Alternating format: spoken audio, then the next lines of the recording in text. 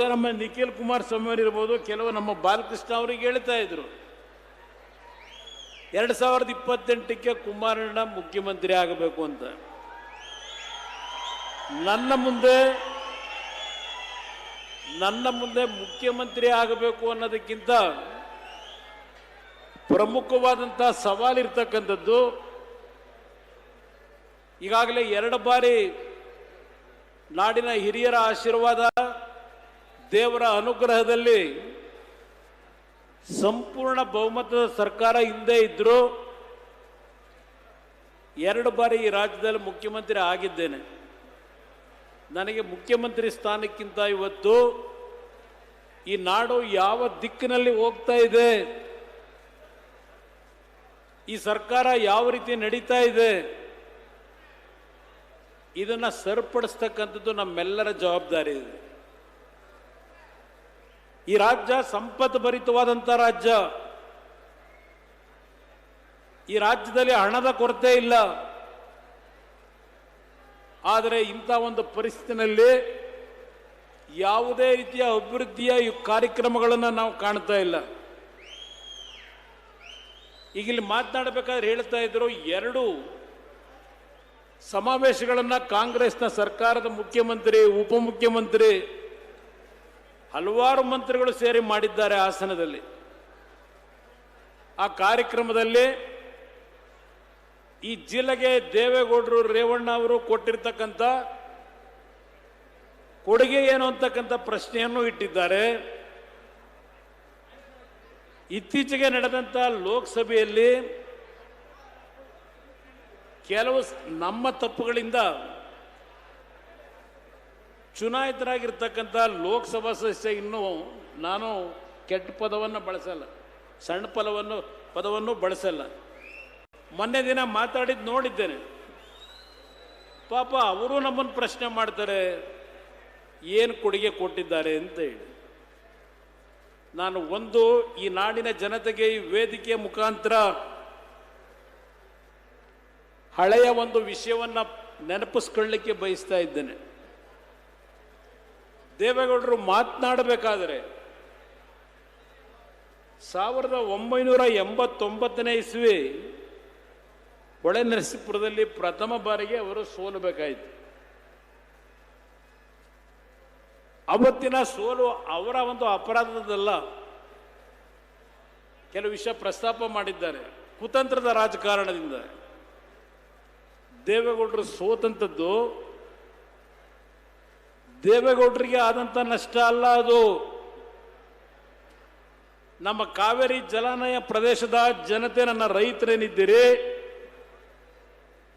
ನಿಮ್ಮಗಳಿಗೆ ಆದಂಥ ನಷ್ಟ.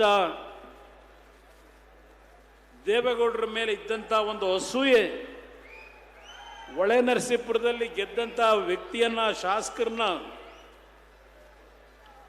ಯಾವ ದೇವೇಗೌಡರು ಅವರ ಜೀವನವೆಲ್ಲ ನೀರಾವರಿಗೆ ಅವರ ಜೀವನ ಮುಡುಪಿಟ್ಟಿದ್ರು, 1962ನೇ ಇಸ್ವಿನಲ್ಲಿ ವಿಧಾನಸಭೆಗೆ ಪ್ರವೇಶ ಮಾಡಿ ಒಂದು ಖಾಸಗಿ ನಿರ್ಣಯವನ್ನು ಕಾವೇರಿ ನೀರಿನ ವಿಷಯದಲ್ಲಿ ವಿಧಾನಸಭೆಯಲ್ಲಿ ಪ್ರಥಮವಾಗಿ ಮಂಡನೆ ಮಾಡಿದಂಥ ಒಬ್ಬ ರಾಜಕಾರಣಿ, ಜನಪ್ರತಿನಿಧಿ ಇದ್ದರೆ ಈ ಜಿಲ್ಲೆಯಿಂದ ಆಶೀರ್ವಾದ ಮಾಡಿ ಏನು ಕಳಿಸಿದ್ರಿ, ಇವತ್ತು ನೀವು ಅವ್ರನ್ನ ತಾತ ಅಂತ ಕರೀಬಹುದು. ಅವತ್ತು ಪ್ರಥಮವಾಗಿ ಅವರು 27-28ನೇ ವಯಸ್ಸಿನಲ್ಲಿ ನೀವು ಆಶೀರ್ವಾದ ಮಾಡಿದಾಗ ನಿಮ್ಮ ಮನೆಯ ಮಗನನ್ನ ಇವತ್ತು ಕರ್ನಾಟಕದ ನೀರಾವರಿಯ ಹೋರಾಟಕ್ಕೆ ಕಳಿಸ್ತಾ ಇದ್ದೀರಿ ಅಂತಕ್ಕಂಥ ನಂಬಿಕೆಯಿಂದ ಕಳಿಸಿದ್ದೀರಿ. ಅವರ ಜೀವನ ಎಲ್ಲ ನಿರಂತರವಾಗಿ ನೀರಾವರಿಗೆ ಹೋರಾಟ ಮಾಡಿದ್ದಾರೆ. 89ರಲ್ಲಿ ಅವರು ಸೋತ ಹಿನ್ನೆಲೆ ಹೊಳೆನರಸೀಪುರದಿಂದ ಅವರ ವಿರುದ್ಧ ಗೆದ್ದಂಥ ವ್ಯಕ್ತಿಯನ್ನು ನೀರಾವರಿ ಮಂತ್ರಿ ಮಾಡಿದ್ರು. ನನ್ನ ಮಾಧ್ಯಮದ ಸ್ನೇಹಿತರು ಈ ವಿಷಯಗಳನ್ನು ಜನತೆಗೆ ನೆನಪಿಸಬೇಕು ಅನ್ನೋದು ನನ್ನ ಮನವಿ.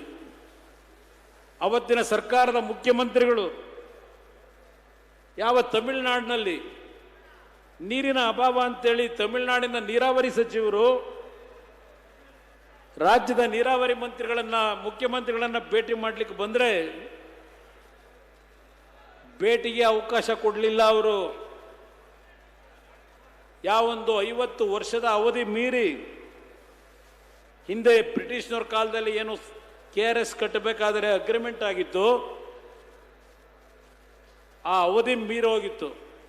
ಮತ್ತೆ ಪುನಃ ಟ್ರಿಬ್ಯುನಲ್ನ ರಚನೆ ಮಾಡಬೇಕಾದಂಥ ಒಂದು ಪರಿಸ್ಥಿತಿ ಆಗ ಹಿಂದೆ ಇದ್ದಂಥ ಸರ್ಕಾರಗಳು ಅದಕ್ಕೆ ಅವಕಾಶ ಕೊಟ್ಟಿರಲಿಲ್ಲ. ದೇವೇಗೌಡರು ಪ್ರಥಮ ಬಾರಿಗೆ 28 ವರ್ಷಗಳ ನಂತರ ನೀರಾವರಿ ಮಂತ್ರಿಗಳಾಗಿ ಯಾವ ರೀತಿ ಅವತ್ತು ಈ ಒಂದು ನೀರನ್ನು ಉಳಿಸ್ಲಿಕ್ಕೆ ಪ್ರಯತ್ನ ಪಟ್ಟಿದ್ರು. 83ರಲ್ಲಿ ನೀರಾವರಿ ಮಂತ್ರಿಗಳಾಗಿ ನಿಮಗೆ ನೆನಪಿಸ್ಕೊಡ್ಲಿಕ್ಕೆ ಬಯಸ್ತೀನಿ.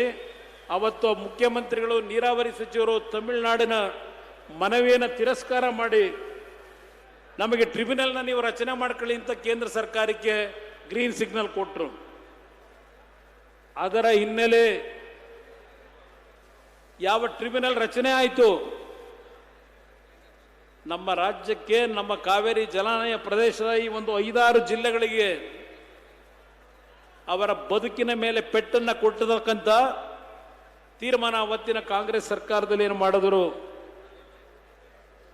ಚುನಾವಣೆಯಲ್ಲಿ ಸೋತಿದ್ರು. ನನ್ನ ನಾಡಿನ ನನ್ನ ರೈತರ ನೀರು, ನಮ್ಮ ನೀರು ಏನು ಹೋರಾಟ ಮಾಡಿದ್ದಾರೆ ಅದೊಂದು ಇತಿಹಾಸ ಇದೆ. ನೀವು ಅವರ ಜೀವನ ಚರಿತ್ರೆಯನ್ನು ಓದಬೇಕು. ನೀವು ಸಣ್ಣ ಆಗ್ಬೇಕಲ್ವಾ, ಅದು ಒಂದು ಉತ್ತಮ ಆಹಾರದಿಂದ ಸಣ್ಣ ಆಗ್ಬೇಕಲ್ವಾ. ಪ್ರತಿದಿನ ನಮ್ಮ ಜೀನಿ ಸ್ಲಿಮ್ನ ಯೂಸ್ ಮಾಡಿ ಯಾವುದೇ ಸೈಡ್ ಎಫೆಕ್ಟ್ ಇಲ್ದಂಗೆ ನೀವು ಸಣ್ಣ ಆಗ್ತೀರಾ.